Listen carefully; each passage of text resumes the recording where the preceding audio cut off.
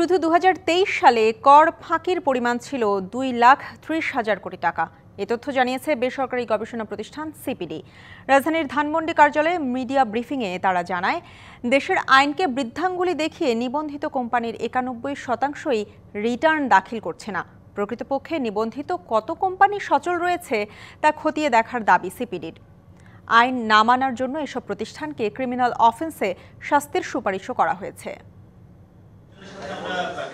Centre for policy dialogue CPD বলছে, দেশের জিডিপির হিসাবেই যেখানে প্রশ্নবিদ্ধ সেখানে কর আহরণের প্রকৃত চিত্র পাওয়া কঠিন। তাই কর কাঠামো ন্যায়সঙ্গত সংস্কারের আগে সেই হিসেব ঠিক করতে হবে। একটা সরকারের তার কর আহরণের সক্ষমতা কিরকম এবং প্রতি বছর বাজেটের আগে বিভিন্ন গোষ্ঠীর চাপের মুখে সরকার তার কর নীতির বাস্তবায়ন করতে পারে না পুরোপুরি। এমন চিত্র তুলে ধরে সিপিডি বলছে, দেশের আইনকে বৃদ্ধাঙ্গুলি দেখিয়ে 91% নিবন্ধিত কোম্পানি রিটার্ন দাখিল করছে না।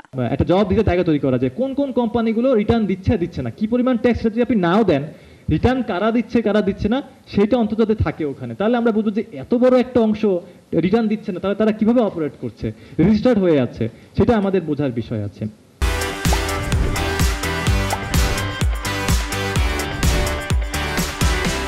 সিপিডি গবেষণা করে দেখেছে, এক বছরে কর ফাঁকির পরিমাণ 2,30,000 কোটি টাকা।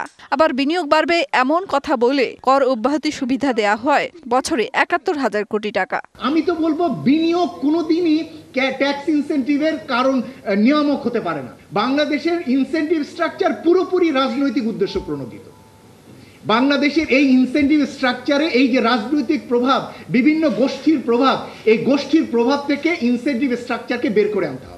এমন অসংখ্য অসঙ্গতির চিত্র তুলে ধরে সিপিডি বলছে, দুর্নীতি না কমিয়ে রাজস্ব কাঠামোর সংস্কার করে লাভ হবে না। বিদ্যমান সমস্যার সমাধান করতে পারলে কর হার না বাড়িয়েও সরকার তার রাজস্ব লক্ষ্যমাত্রা পূরণ করতে পারে। কর হার কমিয়ে দিয়েও কর ন্যায্যতা বাস্তবায়ন করা সম্ভব। মেহের মনি, ডিবিসি নিউজ, ঢাকা।